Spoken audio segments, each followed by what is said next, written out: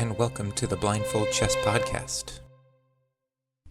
This week, we are looking at the history of a 3-time World Blitz Champion, a 5-time World Champion candidate, and who some have nicknamed the funniest or the thug life Grandmaster, Alexander Grischuk. Sasha was born in 1983 in Moscow. His father taught him to play chess at the age of 4. It did not take long for him to take up his first trainer, Mikhail Vodginsky. At the age of 7, he switched trainers to Maxim Blok, a 2300 level player and a renowned author.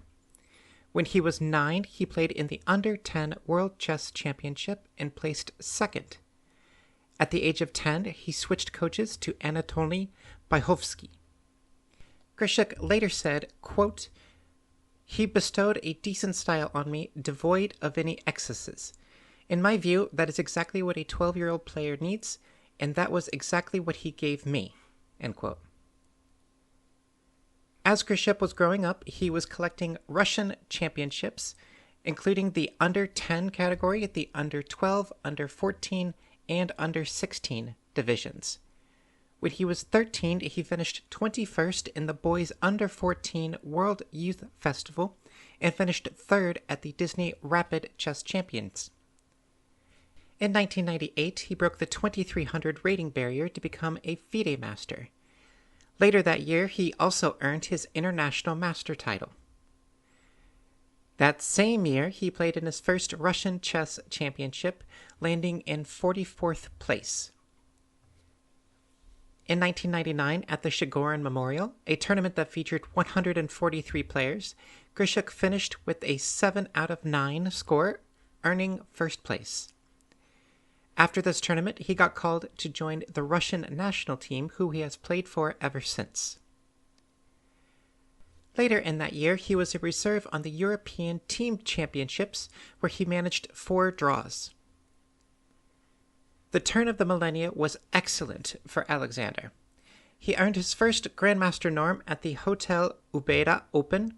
He got his second Grandmaster norm at the New York Open. He got his 3rd and final norm at the Lucerne Young Masters Tournament, notching his Grandmaster title at the age of 16, entering the FIDE top 100 players with a rating of 2606, which was good enough to be 78th in the world, and becoming the 3rd highest-rated junior player in the world behind Antoine Becrot and Ruslan Ponomarev. After breaking into the top 100, he has never looked back. 25 years later, Grischuk is still in the top 100 players in the world. To keep his momentum alive that year, he played in the 34th Chess Olympiad and won gold for Russia and an individual bronze medal. But that wasn't it. Still in 2000, he played in the FIDE World Chess Championship, a 128-player knockout tournament. He was the 46th seed and made it through rounds 1, 2, 3, 4, 5, then eventually losing to the number 4 seed Alexei Shirov 1 round from being in the championship match at the age of 17. Since that tournament, he has had his eyes on the World Championship. He is quoted as saying, quote, "In Russia, we have a saying, a soldier who does not want to be a general is a bad soldier." End quote. The next year, he made it to the semifinals for the FIDE Rapid World Cup before running into Garry Kasparov. By 2003, Alexander was the highest-rated junior player in the world with a rating of 2732. The next year, at the 11-person Russian Championship, he placed 2nd behind Garry Kasparov. Grischuk also got his second chance to play at the FIDE World Championship. This time, he was the 4th seed, which was a 42-seed improvement to the last time that he was there. He made it to the quarterfinals, where he ran into Rustam Khajimanov, who eventually won the tournament.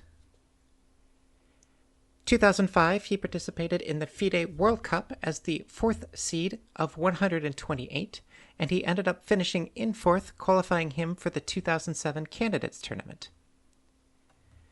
Between qualifying for the Candidates Tournament in 2005 and playing in the Candidates Tournament in 2007, there was the 2006 World Blitz Championship, a 16-player, 15-round tournament featuring players like Vishwanathan Anand, Judith Polgar, Magnus Carlsen, and Boris Gelfand.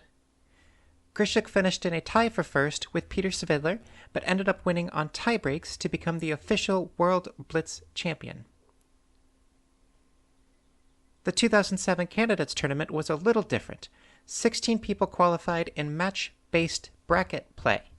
Grischuk advanced in Round 1 and Round 2 to qualify for the World Championship round-robin tournament, where he did not have a great tournament. 2 years later, in 2009, Grischuk won both the Linares tournament and the Russian Championship. He also got another chance at the World Championship by coming in as an alternate after Magnus Carlsen withdrew. He entered the 8-person bracket-style tournament as the 6th seed. In Round 1, he defeated Levron Aronian by winning the match on rapid tiebreaks. In Round 2, he defeated Vladimir Kramnik by winning the match on blitz tiebreaks. In Round 3, with the winner facing Anand for the World Championship match, after 5 draws, he lost Game 6 to Boris Gelfand. That is now his second Candidates Tournament / World Championship tournament that he missed out on the championship match by 1 game. He did get a little redemption in the following year by winning the 2012 World Blitz Championship for the second time, half a point ahead of Carlsen. At his peak, he was reported as saying that he treated Rapid and Blitz with the same level of seriousness as he does his classical tournaments. Which, if you've looked at any of his games, worked out well for him, as he has a knack for getting into some serious time pressure in classical tournaments and somehow figuring out a way to finagle his way out. In 2013, he requalified for and played in the 2013 Candidates Tournament, finishing in 6th place. In 2014, Grischuk took first at the Tashir Tournament, where he crossed the 2800 rating barrier. His peak rating was at number 3 in the world in May at a rating of 2810. The next year, he won his 3rd World Blitz Championship, half a point ahead of the rest of the field. In 2017, Grischuk and Shakhriyar Mamedyarov finished at the top of the FIDE Grand Prix tournament to qualify him for the 2018 Candidates Tournament, where he again finished in 6th. With a solid performance at the Grand Prix tournament, he earned a spot at the 2020 Candidates Tournament that had commenced in March. The 2020 Candidates Tournament started out well for Grischuk. He was half a point off of the lead before the pandemic broke out. It would be extremely difficult to have done months and months of prep against your opponents. You get into the tournament and then it is just paused. That Candidates Tournament would not resume for 1 full year later. The second half of the tournament did not go well for Grischuk. He finished with a score of 7 out of 14, earning himself 6th place. Outside of his direct over-the-board play, he has acquired a bit of a thug life persona in the chess meme space. He has a knack for saying funny things in such a deadpan expression. There are plenty of compilations out on YouTube if you want to check them out. I would try to say some of those comments, but I would, without a doubt, not rely it as well as he does.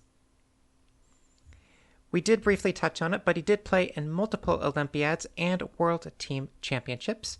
From the Olympiad side, he had collected 2 team gold medals, 3 team silver medals, 1 team bronze medal, a personal bronze medal, and then on the team championship side, 3 gold medals, a silver, an individual gold, 2 silver, and 1 bronze.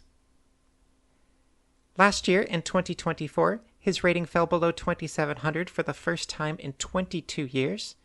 He is still actively playing, but you may not see him in those elite circuits anymore. For our game this week, we are going back to the Tal Memorial Blitz Tournament of 2012. Luke McShane versus Alexander Grischuk. Now, if we're ready, let's begin.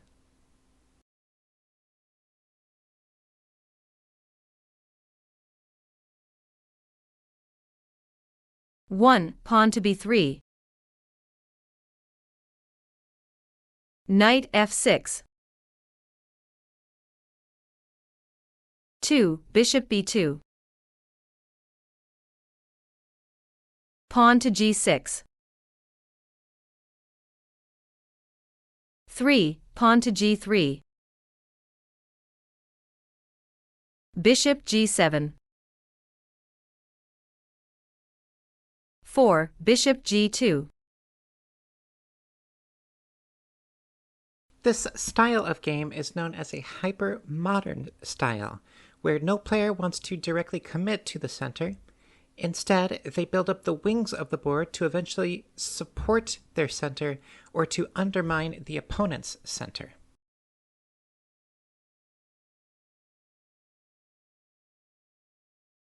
Pawn to c5. 5, pawn to e3.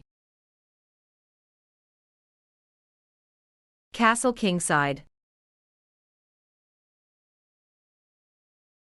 6, knight e2. Pawn to d5. 7, pawn to c4.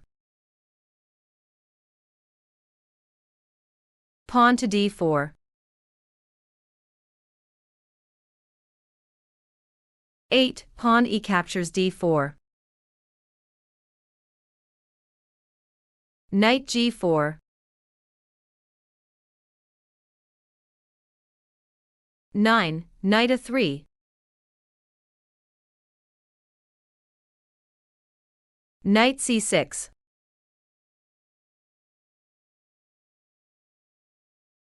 10, knight c2.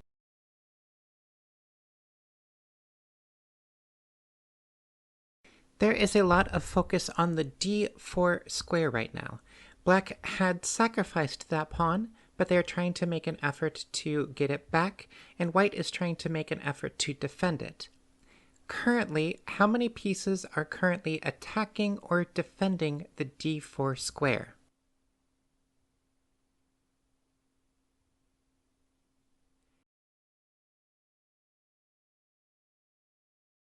That would be 7.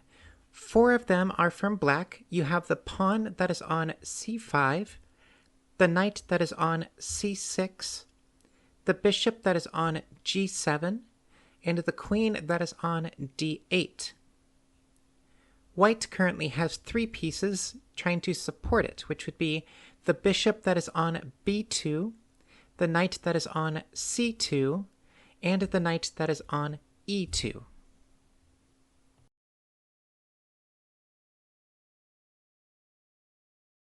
Pawn c captures d4. 11, pawn to d3.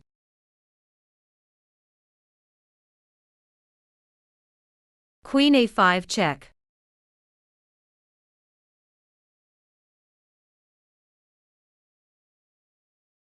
I really like this move. It could be considered just a check, but everything in white's camp is awkward. The c3 square, white would like to put either the bishop or the knight on to block the check. However, because of black's pawn that is on d4, that square becomes not usable.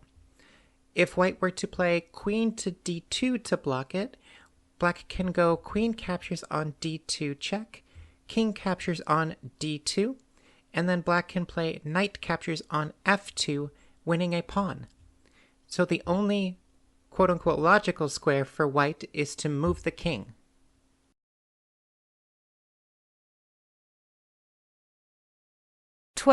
King f1.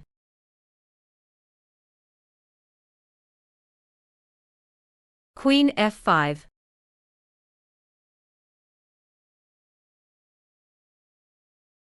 13, pawn to f4. Knight b4.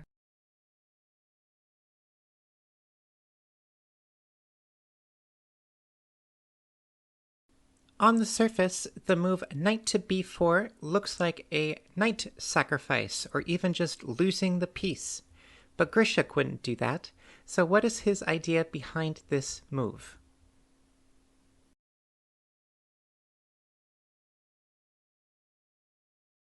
Black is trying to put pressure on the d3 pawn, and at the same time trying to attract the white knight that is on c2 to capture the knight that is on b4. Because if the knight on c2 moves, then black can play knight from g4 to e3 with a royal fork of the queen that is on d1 and the king that is on f1.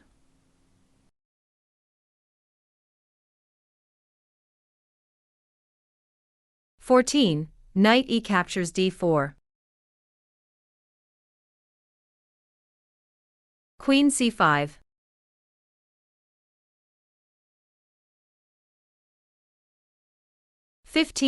Bishop a3.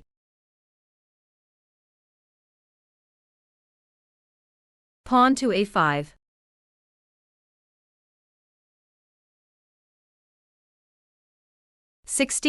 Pawn to h3.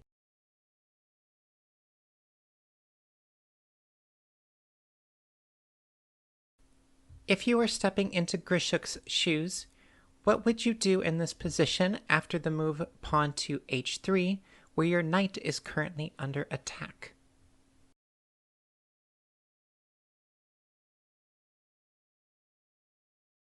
Queen captures d4.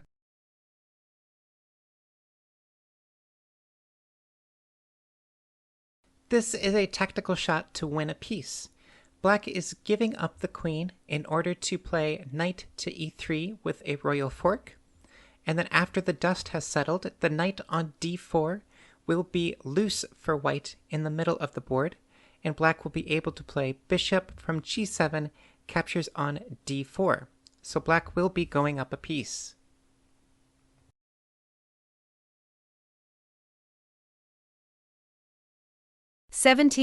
Knight captures d4. Knight e3 check.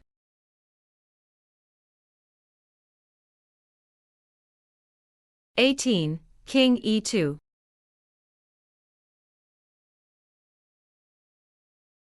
Knight captures d1.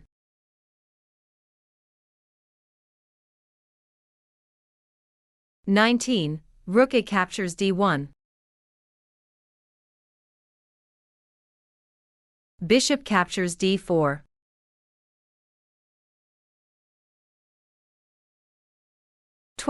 Rook h to e1. Rook d8.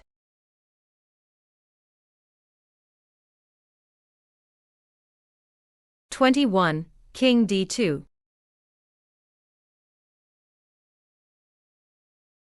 Pawn to e6.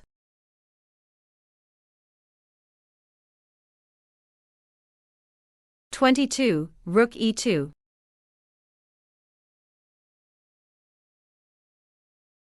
Knight captures a2.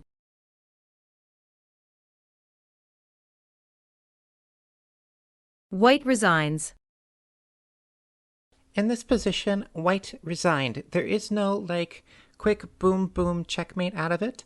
Black is just up a solid piece, and black has a fairly good control over the position.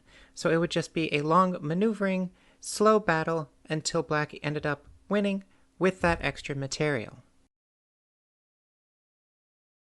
Alexander Grischuk never quite reached the pinnacle of the classical chess world. He qualified for multiple candidates tournaments and World Chess Championship tournaments, landing just short of the title on a couple of occasions. But he did win the World Blitz Championship on 3 different occasions, maintained a 2700 plus rating for over 22 years, was the world number 3 player, and spent a quarter of a century in the top 100 players of the world. So that is all that we have for this week. Tune in next time where we will continue to work on our blindfold skills and look at another game of the Masters.